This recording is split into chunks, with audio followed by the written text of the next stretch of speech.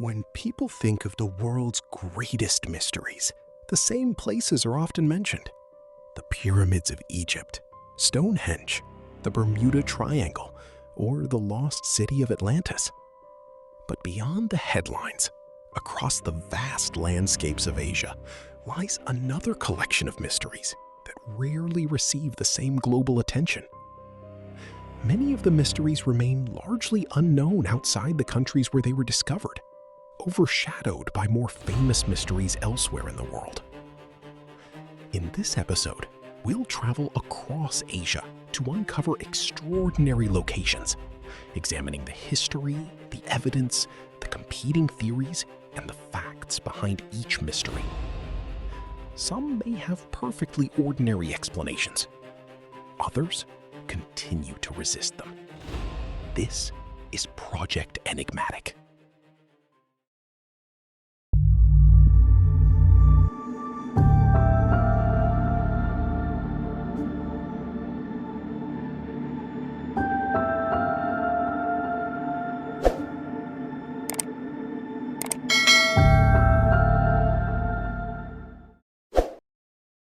For decades, divers exploring the waters off Japan's southernmost island have encountered something extraordinary. Beneath the waves lies a massive stone formation unlike anything else in the region. With its enormous terraces, sharp corners, and staircase-like features, it has sparked one of archaeology's most fascinating debates. Is it simply a remarkable work of nature? Or could it be the remains of a lost civilization? This is the mystery of the Yonaguni Monument. The Yonaguni Monument is located about 25 meters beneath the surface near Yonaguni Island, part of Japan's Okinawa prefecture. The island itself sits close to Taiwan, in an area known for its strong ocean currents and excellent diving conditions. The formation was discovered in 1986 by local dive instructor Kihachiro Aratake. While searching for schools of hammerhead sharks, he came across an enormous underwater rock structure. What he found appeared almost impossible to believe. Stretching nearly 150 meters in length and rising about 25 meters from the seabed, the formation features wide terraces, flat platforms, steep stair-like steps, and walls that seem unusually straight. Some sections even appear to have right angles and rectangular shapes, giving the impression of deliberate construction. Photographs and underwater videos quickly spread around the world, leading many people to ask the same question: could this be the remains of an ancient city? One of the monument's strongest supporters is marine geologist Professor Masaaki Kimura of the University of the Ryukyus. After conducting numerous dives over several years, Kimura argued that at least part of the structure may have been modified by humans. He points to what he believes are carved staircases, broad plazas, stone pillars, and possible roadways. According to his theory, the site could date back more than 10,000 years, during the end of the last ice age, when global sea levels were much lower than they are today. At that time, large areas of the world's continental shelves were exposed. As glaciers melted, sea levels rose by more than 100 meters, flooding coastlines across the globe. If Kimura is correct, the Yonaguni Monument would predate both Stonehenge and the Egyptian pyramids by several thousand years, dramatically changing our understanding of ancient civilizations. But not everyone is convinced. Many geologists argue that the monument is entirely natural. They explain that the rock beneath Yonaguni consists mainly of sandstone and mudstone deposited in horizontal layers millions of years ago. These rocks naturally fracture along straight lines, creating flat surfaces and sharp edges. Over time, earthquakes, powerful ocean currents, and erosion could have sculpted the formation into its present appearance. To these scientists, what looks like giant staircases is simply nature exploiting existing fractures in layered rock. Some also point out that similar geological formations can be found in other parts of the world where no human involvement is suspected. Perhaps the strongest argument against the lost civilization theory is the lack of archaeological evidence. Despite decades of exploration, no tools have been recovered from the site. No pottery, inscriptions, statues, human remains, or unmistakable artifacts have been found. Without evidence of human activity, most archaeologists remain skeptical that the monument was ever constructed by an ancient society. Still, the mystery refuses to disappear. The human brain is naturally drawn to patterns. When we see straight lines, symmetry, and geometric shapes, we instinctively wonder whether intelligence played a role. The Yonaguni Monument sits precisely at the intersection of geology, archaeology, and human curiosity, making it one of the most debated underwater formations ever discovered. Today, divers from around the world continue to visit Yonaguni, swimming along its massive terraces and towering walls, while imagining what might have existed there thousands of years ago. Was it once part of an ancient settlement that vanished beneath rising seas? Or is it simply one of nature's most astonishing geological creations? For now, the evidence remains inconclusive. Until new discoveries emerge from the depths, the Yonaguni Monument will continue to challenge scientists, inspire explorers, and fuel the imagination of anyone who wonders what secrets still lie hidden beneath our oceans. Sometimes, the greatest mysteries aren't found in distant galaxies or forgotten legends. Sometimes, they're waiting quietly beneath the sea. On a cold August morning in 1993, 7 experienced hikers set out across one of Siberia's most remote mountain ranges.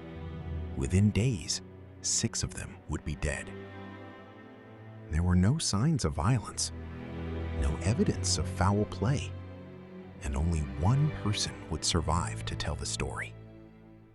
More than 30 years later, the Khamar-Daban Incident remains one of Asia's most unsettling mountain mysteries.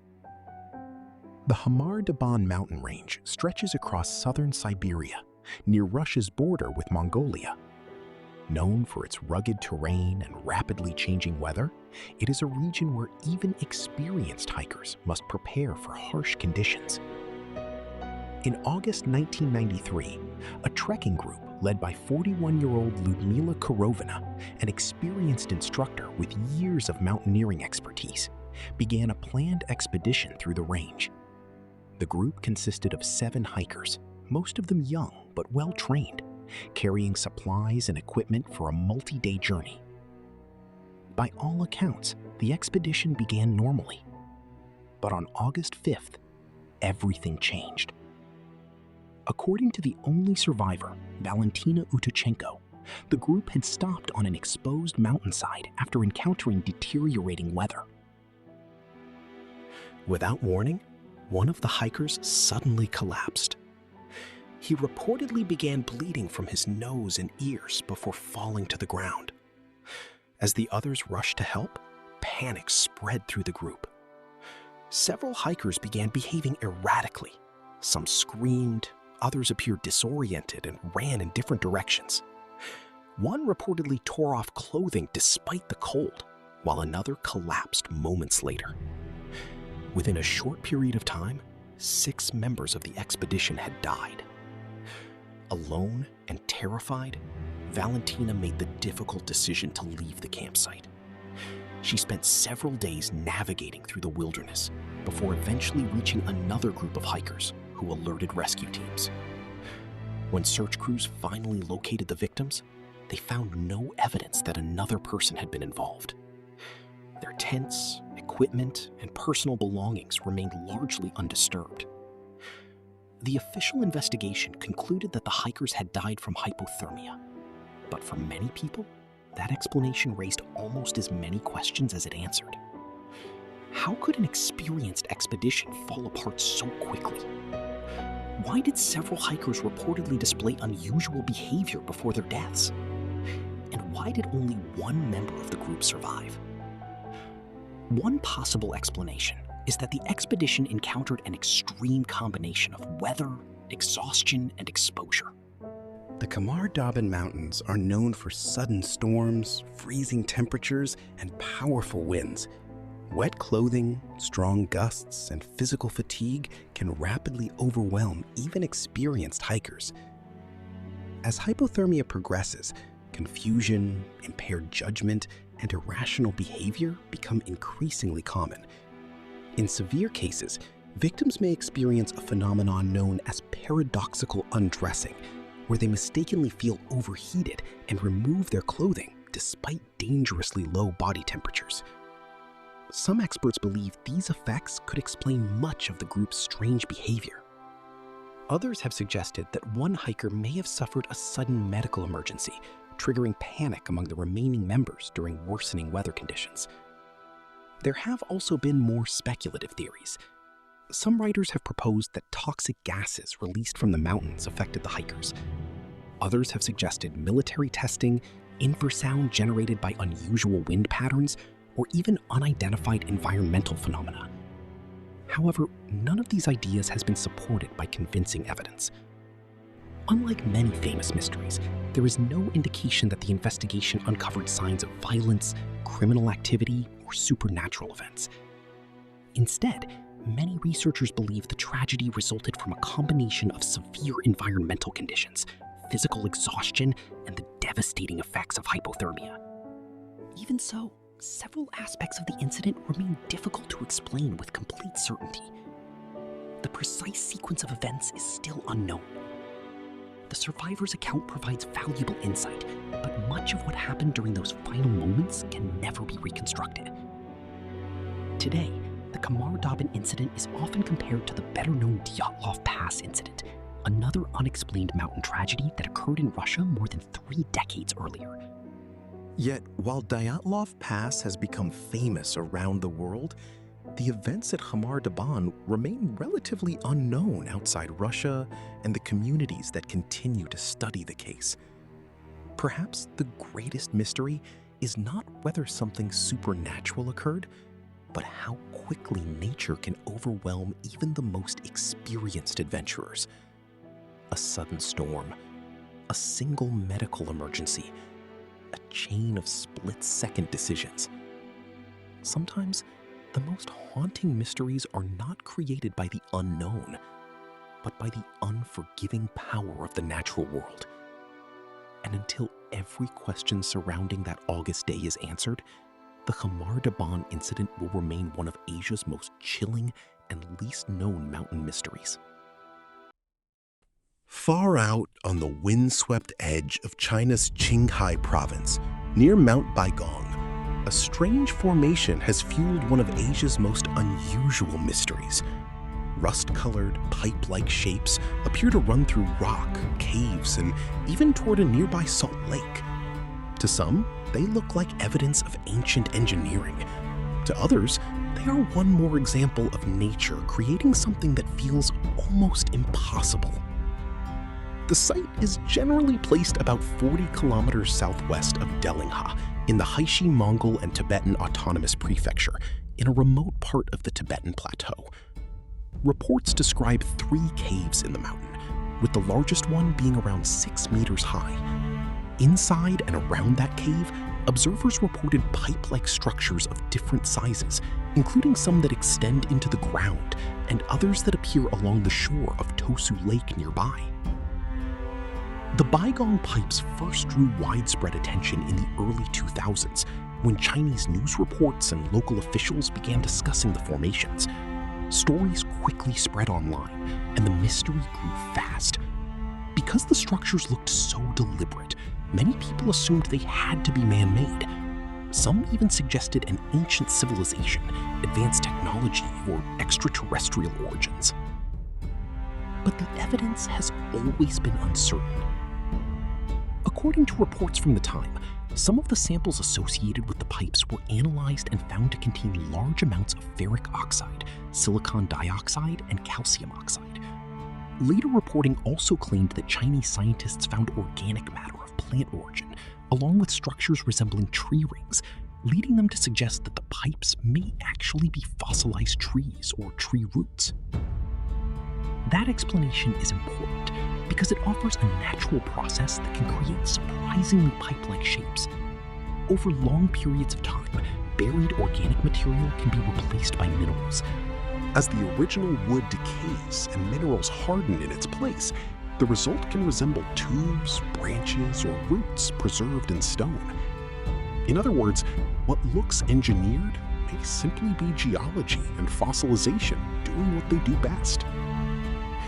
Still, the mystery survives because the site does look unusual.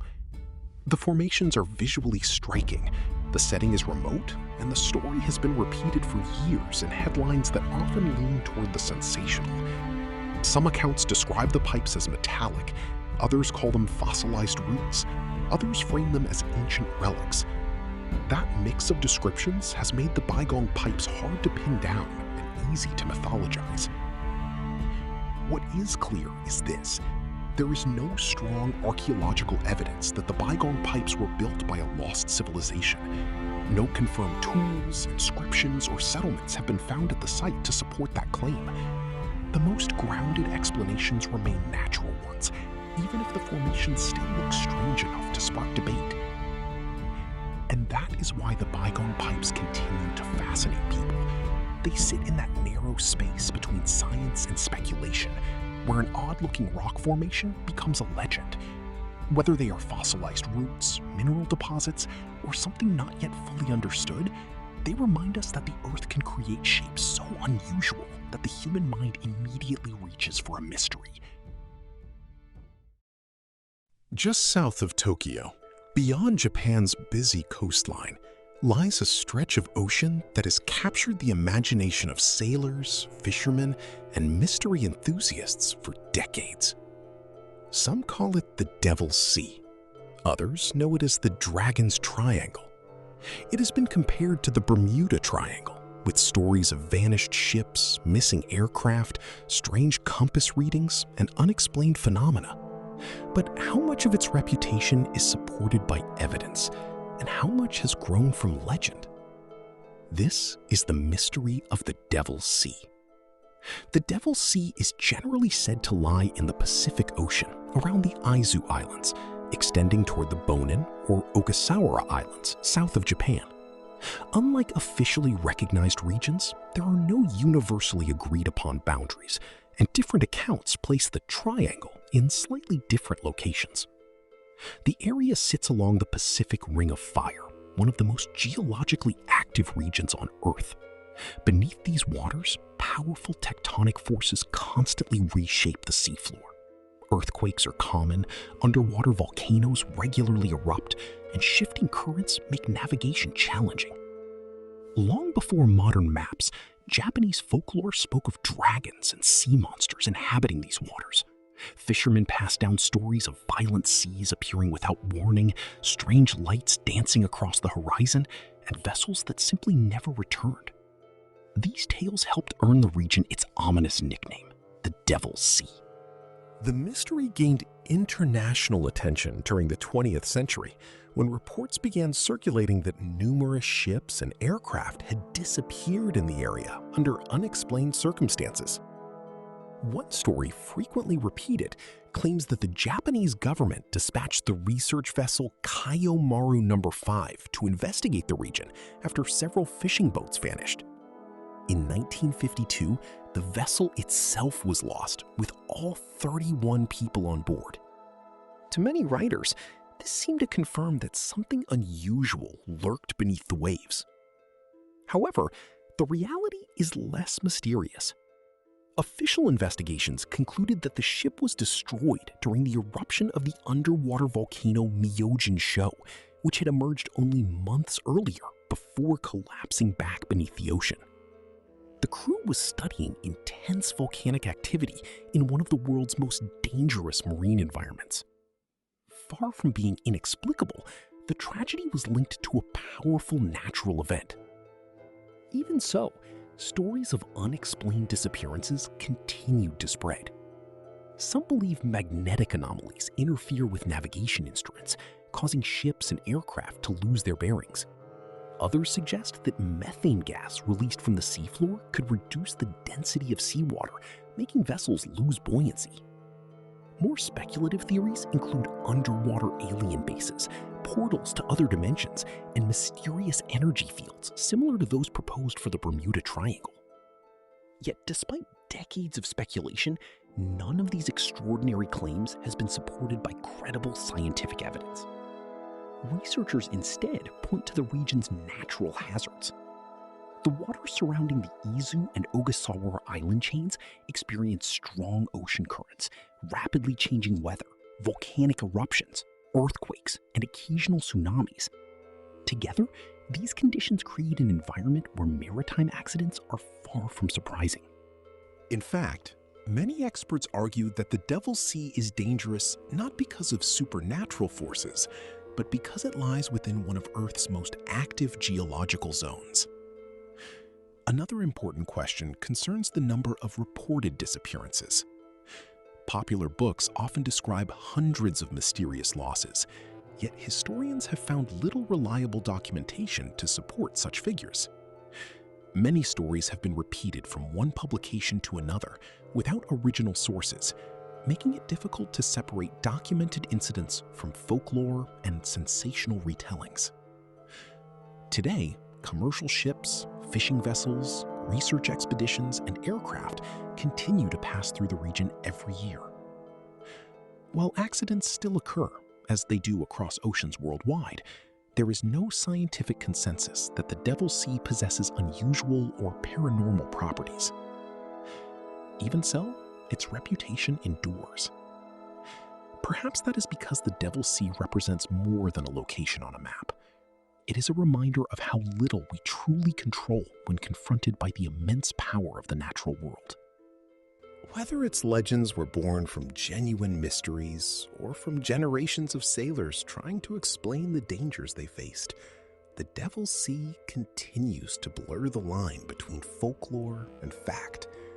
Until every story can be fully explained, this stretch of the Pacific will remain one of Asia's most enduring and most debated maritime mysteries. Every year, as the end of Buddhist Lent approaches, thousands of people gather along the banks of the Mekong River on the border between Thailand and Laos. They come to witness a phenomenon that has puzzled locals for generations. Without warning, glowing red or pink spheres rise silently from the surface of the river, drift upward into the night sky, and then disappear. There is no explosion, no smoke, no visible source. These mysterious lights have become known as the Mekong Fireballs, or the Naga Fireballs. According to local folklore, the lights are created by the Naga, a mythical serpent believed to live beneath the Mekong River. In Buddhist and Southeast Asian traditions, the Naga is regarded as a sacred guardian of rivers and waterways. Many locals believe the fireballs are an offering made by the serpent to honor the Buddha at the end of the annual Buddhist retreat.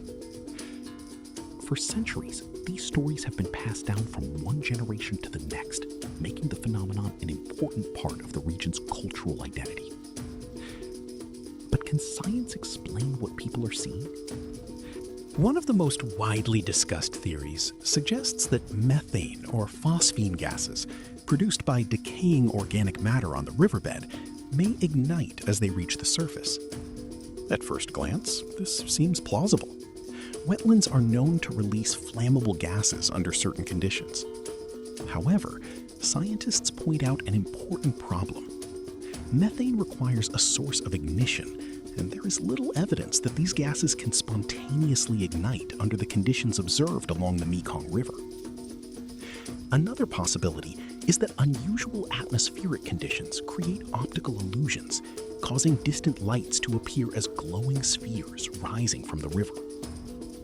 Others have suggested that some sightings may be caused by human activity, including fireworks or tracer rounds fired from across the river.